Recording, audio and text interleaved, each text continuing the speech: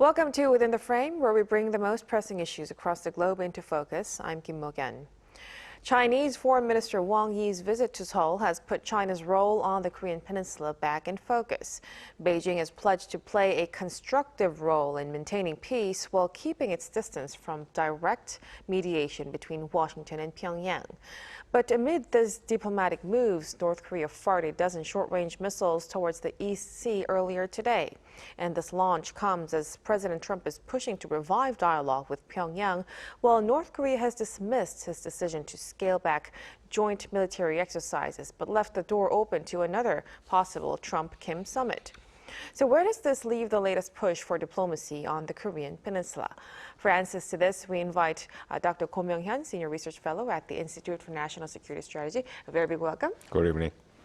And also joining us online is Brian Myers, professor of the Dongseok University's Minseok College School of Liberal Arts. A very big welcome too.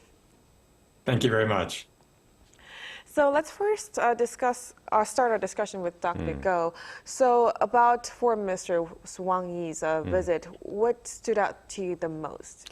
Well, I think we can look at the readouts from the respective sides. So there's a clear difference between the Chinese readout of the meeting from Korea's. So the Korean side, the host, the Foreign Minister Cho-yeon emphasized the briefing that he's done to Minister Wang about the President Lee's declaration of peaceful coexistence, which was included in his Liberation Day speech on August 15th. And also he urged the Chinese side to have a more of a constructive role for the peaceful stability of the Korean Peninsula, as well as the denuclearization of North Korea. But in contrast, the Chinese readout doesn't mention the denuclearization of North Korea. And also, in fact, highlights something very peculiar and very specific about South Korea. Apparently, Wang Yi urged the Korean side to have a foreign policy that's focused on the self-national interest and that's independent from external influences, which is essentially a veiled statement criticizing the United States as well as South Korea's alliance with the U.S. So essentially, China urging South Korea to drift away from its relationship with the United States. So this took a big contrast. Clearly shows that the two sides haven't been able to come to an agreement or convergence of opinions. And so in that sense, it's not really, I would say, positive. I mean, it's not that bad in the sense that there hasn't been an open disagreement, but then we shouldn't really attribute too much value to this meeting. And also, there's a very interesting DPRK aspect to this. Besides the meeting that the two sides had, the Wang Yi was asked about what was Chinese reaction to President Trump's very sudden and surprising offer of having meeting with Kim Jong-un and before the end of this year. The Chinese side essentially took a step back and said that this is an issue it's a bilateral issue between Pyongyang and Washington, as if China didn't really have a role in it or didn't want to have a role in it. So it shows that China is essentially, it goes beyond taking a neutral stance on this issue. You can even believe that China is taking the North Korean side because the Chinese side, Wang Yi mentioned that for the U.S. DPRK dialogue to go forward, the United States should essentially cease to have a hostile attitude towards North Korea, which is a verbatim repetition of what North Korea says about the U.S. attitude towards that country. So in that sense, China is essentially implying that it's completely on the North Korean side on this issue. Right, so there certainly seems to be a gap in terms of understanding, but just as our Dr. Go has pointed out, one message that drew particular attention was Wang Yi calling on South Korea to pursue an, quote, independent foreign policy. Professor Myers, what about on your interpretation of this? What do you think Beijing really is asking about from Seoul? Well, in the past, China has issued quite stern or high-handed warnings to the South Koreans in regard to disagreements, and that was always counterproductive. The Koreans are nationalists, and they do not like being talked to in that tone of voice by anybody. This time, I think the Chinese foreign minister has spoken much more cleverly and effectively, because since President Trump was reelected, America's interests have diverged quite markedly from South Korea's. You not only have serious disagreements on economic policy, on, coupon, on how much money South Korea should invest in America, even about the proposed semiconductor mega project in Gwangju. You also have basic disagreement about the scope and function of the alliance. Now, as far as South Koreans are concerned, and that includes moderate conservatives, this should be a purely defensive alliance to protect this country. Whereas President Trump seems to want South Korea contributing to the war effort in the Middle East. And Major General Brunson has been likening South Korea to an aircraft carrier or a dagger aimed at China, which is, of course, South Korea's main trading partner. So there's been growing talk on the left here about the need for more autonomy and independence from the United States. And President Lee himself has been saying things to that effect, stressing the urgent need for the transfer of operational control to South Korea's military by the end of his term even. So China's foreign minister, I think, was appealing to that sentiment in his remarks because he does not want South Korea joining any potential American action in regard to Taiwan. Right, so independent policy, they're saying indeed. Now, what about the Korean Peninsula? Beijing has referred to South Korea and North Korea as two countries. How significant is that language, and what does it tell us about China's view of this current inter-Korean relations? Well, you could say it's a little bit hypocritical of Beijing because if South Korea were to refer to China and Taiwan as two countries, there would be quite an uproar. But here, too, I think Beijing is appealing to a tendency that is already well underway here in South Korea. There's increasing support here for recognizing North Korea as a state. And according to polls, most South Koreans already see it that way anyway. And the Unification Minister, Chung Dong-young, has even publicly referred to it as the Democratic People's Republic of Korea. Now, sure, there is resistance to that sort of thing even inside this government, but nevertheless, it's a growing tendency here which the Chinese naturally want to encourage. Why? Because they like the status quo. They know from Germany's unification, which was followed by a big eastward expansion of NATO, that Korean unification could well result in American soldiers being stationed along the border to China. So they would much rather that North Korea continue as a nuclear-armed buffer state.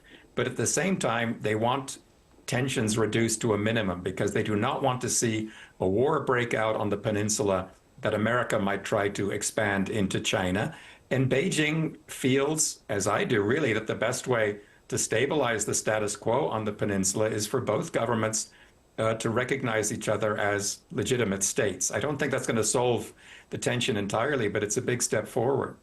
So keeping the status quo, it will be important for Beijing's national interest. Then what about China's role on the Korean Peninsula, Dr. Go? Beijing has pledged to play a constructive role, but it's also cautious about mediating between Washington and Pyongyang as well. So what kind of role are they willing to play right now? Well, clearly, like the Korea's expectation of a potential Chinese role in ensuring stability in the Korean Peninsula is probably it's unlikely to be met because, as Professor Meyer said, in a way, the Chinese are essentially putting on the table their own policy priorities when it comes to the Korean Peninsula. So it's a far cry from what China has done in the early 2000s when China was hosting the six-party talks for North Korea's denuclearization, in which China indeed was playing a very constructive role, was investing its political capital in ensuring that North Korea would denuclearize eventually.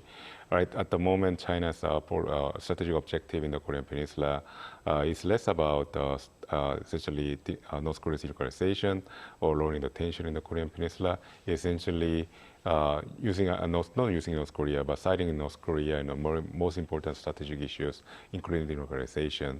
So, as mentioned before, China intentionally took out the term denuclearization from the readout. So clearly, they have an eye on the North Korean interest here, because North Korea doesn't want to engage outside world when the agenda dictates that they have to talk about denuclearization. So besides that, China also is using the two-state terminology that North Koreans are advancing at the moment. So in that sense, China is essentially echoing the North Korean positions to the South Koreans. So in that sense, China is not having a role as an honest broker here. It's more of a spokesperson for North Korea in an international setting. So this is something that South Korea should take into consideration when they deal with China, especially if the ultimate objective is to use the Beijing channel to reach the North Korean side. So I think we have to temper expectations when it comes to China. Mm-hmm. So from Seoul's point of view, there could be some limits that we would expect from Beijing. But Washington, it's taking its own steps regarding Pyongyang. President Trump scaled back UFS exercises, which is a move that's welcomed by President Lee, of course. Then what would that mean for allied readiness and deterrence? Well, so clearly this was a surprise to many, especially on the military side, because we had an Ulchi Freedom Shield exercise going on at the moment. So this kind of a midway interruption is unprecedented. I think it surprised many concerned on both sides of the ocean, in the Washington as well as in Seoul, in the wrong way. But having said that, I think it's a profound impact when it comes to some of the policy objectives pursued by the Lee Jae-myung administration. So, for instance, President Lee wanted to wrap up the transfer of the operational control of South Korean forces during wartime before the end of it, actually by 2028. But for that, the South Korean military would have to meet certain conditions, and that condition would include demonstrating its capability to lead a joint forces command instead of the United States. So, and for that, they have to use this kind of exercises as a major test basis. But then nonetheless, this exercise interruption has essentially taken away an opportunity for South Korea to demonstrate such capability. So, in conclusion, it's probably going to delay the OCON transfer process, and it's unlikely for South Korea to be able to get back the OCON wartime outcome before 2028 at this rate. So I think this is probably something intended by President Trump to pressure the South Korean government. And clearly the reason was mentioned by President Trump. He's upset about the fact that South Korea is now proactive in helping the United States in the Middle East, as well as the slow rate of implementation of the investment commitment promised by the South Korean side. So I think this all is affecting the South Korean side in a negative way. So I think President Lee is probably feeling that the only silver lining here is President Trump's revealed intention to sit down with Kim Jong-un before the end of the year, which would advance President Lee's North Korea policy agenda. So it would have negative impacts, but when it comes to dialogue with North Korea, that will pay it off, right? But to many surprise, Pyongyang has sent a mixed message regarding this. Kim Yo-jong dismissed the UFS reduction while calling the Trump-Kim relationship excellent. And also just a few hours ago, the regime fired a series of ballistic missiles into the East Sea as well. Professor Myers, how should we read into this mixed messaging? Well, clearly, Kim Yo-jong wants to encourage President Trump in his soft line thinking, and she knows that he does not take kindly to insults. You know, she used to insult President Moon Jae-in all the time, and he would just keep on smiling. But President Trump is not that type of person.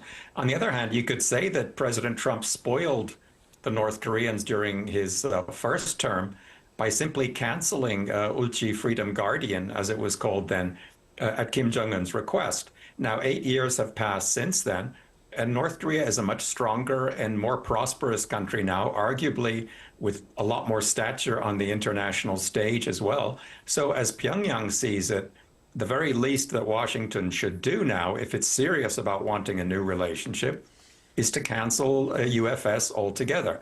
So it's not necessarily a mixed message, I think. It's more of an indication that North Korea knows it has a much stronger hand than it did 8 years ago, and it expects to be treated accordingly by the White House. Now, as for these short-range missile launches, they've traditionally been a kind of rhetorical flourish for the regime in Pyongyang. They're its way of saying, we are neither impressed nor frightened by what you guys just did, we continue to mean business. These launches do not really raise the temperature very much in the region because they represent no great technological advances. And they happen so often these days that, people are not surprised or shocked by them, but they do serve the purpose of signaling resolve and firmness. Right, so it kind of means that Pyongyang is wanting more from Washington. Then, Dr. Go, what kind of approach should Washington take on North Korea without giving away too much too soon? Well, I think in a way, I think President Trump hasn't really implemented his own lessons about the deal making here.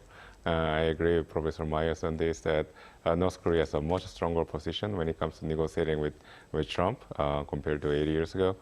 Clearly this offer of a dialogue was handed out by the United States first, and also the United States made a first move, essentially a first concession to North Korea to bring Kim Jong-un to the negotiation table by canceling the Ulchi Freedom Shield exercise midway.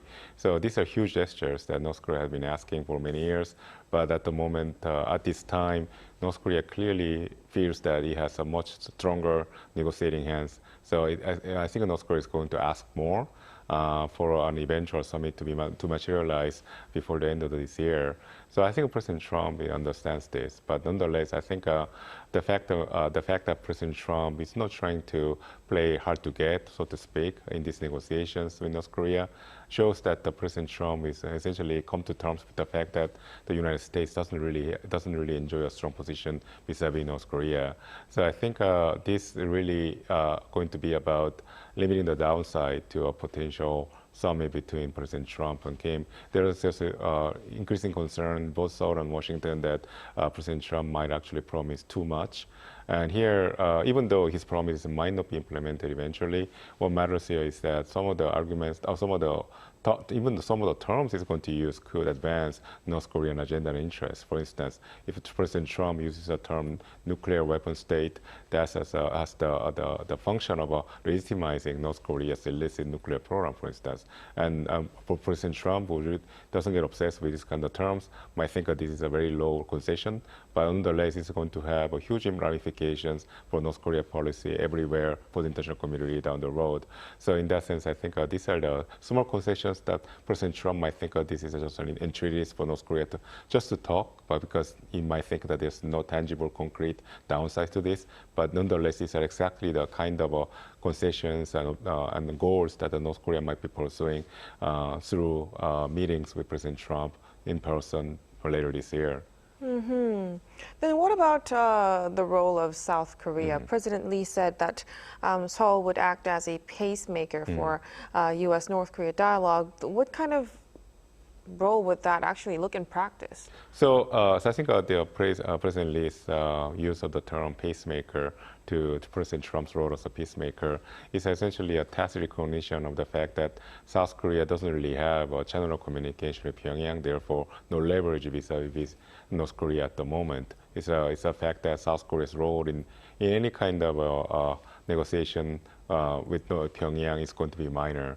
So I think President Lee is using the term pacemaker for South Korea's role in this negotiation in North Korea to limit it, essentially the work that what South Korea can do. I think what South Korea can do in this kind of scenarios will be limited to supporting the United States, obviously, but supporting in the sense that essentially siding with President Trump's initiative vis-a-vis North Korea fully and completely. So making sure that Seoul and Washington doesn't really show disagreement and some of the contentious issues, for instance, denuclearization issues. If President Trump were to use the term nuclear weapon state, I think President Lee might in fact not protest such a use of a term. So essentially, President Lee essentially limiting the South Korea role to be pick a good supporting staff without disagreeing with President Trump, at least publicly. So all of this happening, definitely North Korea is in a different position from the past years. Then, Professor Myers, what would be a realistic goal for diplomacy at this time? Well, the most realistic approach, I think, might be instead of another, big flashy summit, just to quietly pursue small trust-building measures and then build on them. I could imagine, for example, a working level agreement on risk reduction measures. So, North Korea agreeing to establish a military hotline to give the Americans a heads up before missile launches, even short-range missile launches, in return, say, for an American pledge to downscale all exercises or maybe to cancel one big annual exercise for good, that kind of thing. And if that holds, the two sides could move on to a North Korean agreement to, say, cap ICBM production and testing in return for the Americans formally recognizing North Korea as a nuclear power. But as Dr. Go says, the Americans have perhaps already conceded too much. I think it was 4 times last year that Donald Trump already referred to North Korea as a nuclear power, and he's really given a lot away without getting anything in return. But with everything going on right now, I don't think even modest progress would be realistic this year. I mean, Kim is committed to fighting with Russia, and he's not going to want to endanger that very lucrative relationship with Moscow to sign a deal with an American president who clearly does not take signed agreements very seriously, as the Iranians found out. Now, I hope I'm wrong, but I don't think we're going to see substantial diplomatic progress until at least one of those 2 big wars is resolved. So either the war in Ukraine or the one in the Middle East.